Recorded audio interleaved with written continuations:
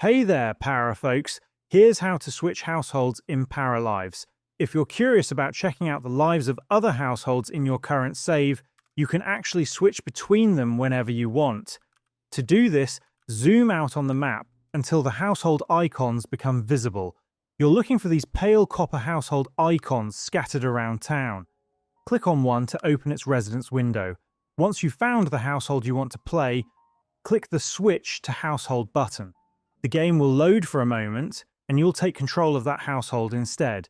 You can switch households as often as you like, and you can always return to the family you originally started with by finding their home on the map and switching back to them. This feature is especially useful if you're creating your own stories, managing multiple families, or simply want to see what other households are up to in your world. And that's all of it. If this video helped, please leave a like or comment and subscribe to the channel for more straightforward guides. Thanks for stopping by, and see you in the next side quest.